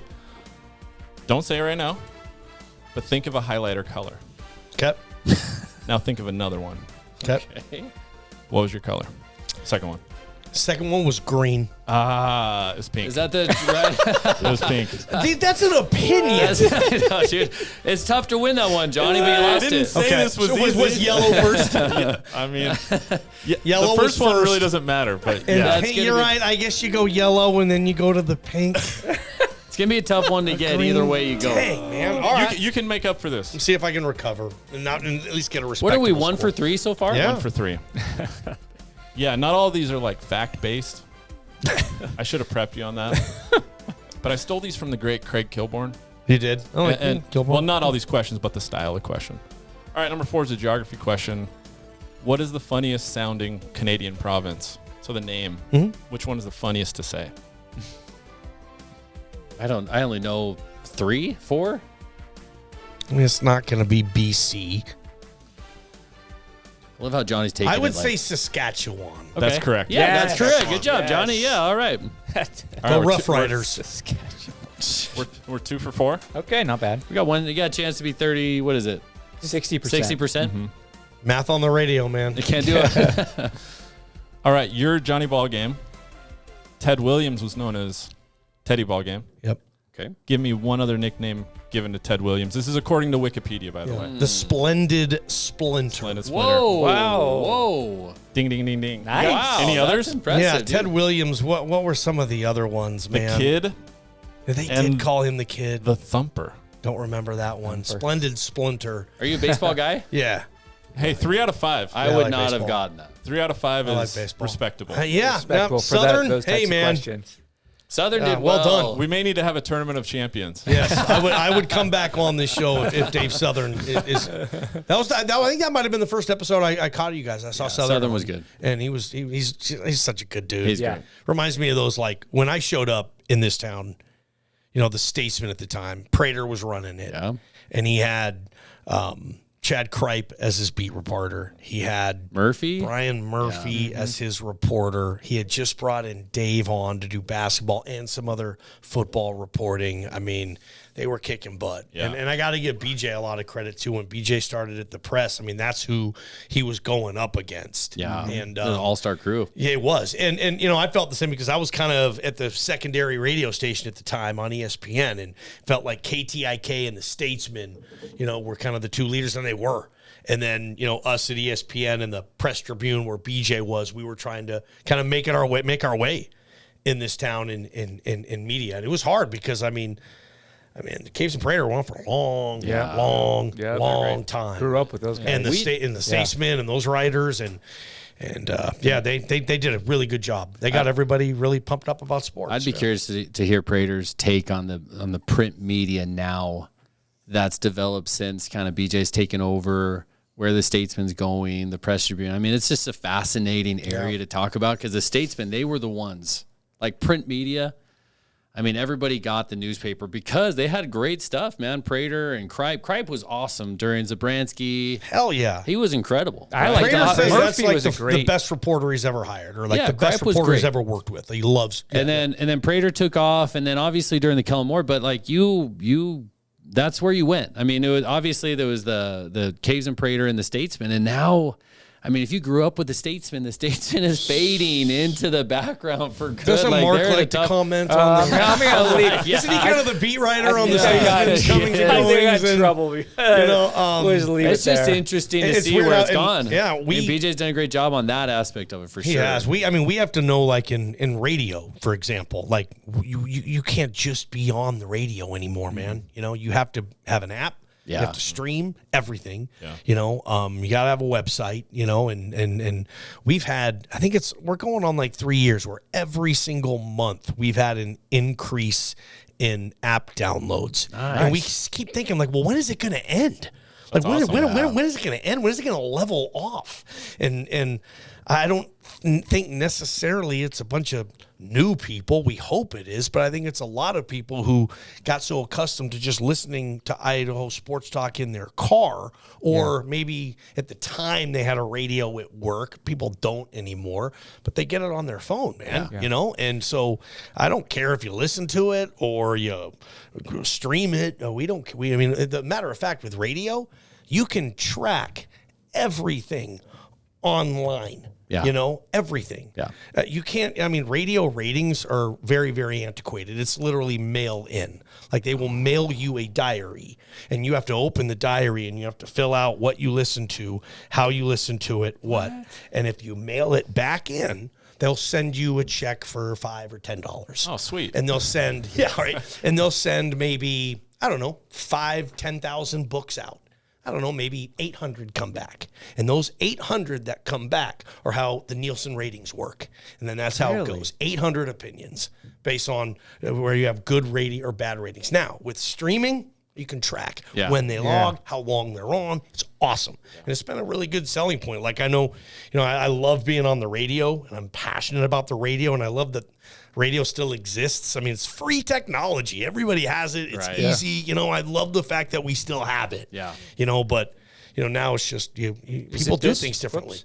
Is it this one? That's it right there, brother. So how do anyone I'm sure anyone that listens to us is already listening to you, but I didn't know how that, how do you get the app? What's it called? I think you just go to your app store and just type in KTIK, Idaho Sports. It's just so much. I use it. It's so much more convenient to. I mean, you're not always in your car, right? It's just so much more convenient to consume it when you want or when you can. And that's where the business is, guys. Like you guys talk about like what happened to the Statesman, and I don't know the inner workings with all that. I'm not a newspaper guy, but maybe it was in some senses, not adapting, not changing. Like I always said, I always say this on the Blockbuster effect. Yeah. I always say like Netflix should be Blockbuster.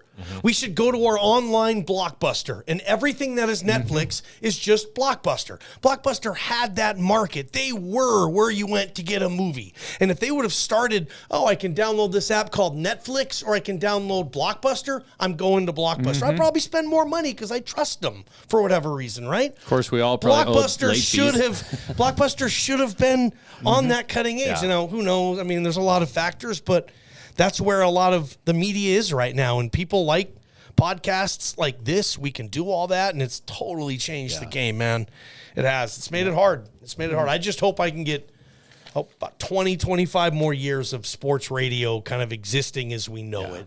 And then once I get out of the business, if it gets crazy, I'll be like one of these old football coaches bitching about NIL. All right? I got out when I needed to. Screw this right now, man. I did have a coach tell me real quick, like, the very first thing that he gets asked is how much. And some kids say, talk to my rep. Some kids are asking for money to go on recruiting trips. Wow. Like you think about this, you don't even have 4 or 5 visits anymore, right? You have max unlimited, visits. Right? Yes. But I will visit, but it's going to be $7,000. And schools will pay it because they want the 5-star. Like I mean, I had a coach tell me that, a Mountain West coach, say the first thing they want is how much money we have. And we say, we don't have a collective. I don't have any money. And see ya, coach. I mean, it's sad. Man, we could talk more hours on all the CFP and expansion, NIL transfer stuff, but we probably better get out of here. I'm sure I kept you guys way too long. We've loved having you. Johnny, thanks for hanging out with us today. Appreciate it. Again, you can catch. We wrap. Yep. Yeah, you can catch Johnny weekdays 3 to 6 on 95.3 FM. The Ticket on Prater in the Ballgame and on the app. Thanks for the plug. And man. Dude. Appreciate it, man. Matthew. Download the app if you don't have it. Thanks. This was awesome for joining us on the Shirts and Skins podcast. Please subscribe, like the video, share it, smash that like, follow us on Twitter, all that good stuff. We will catch you next time. Haga laga.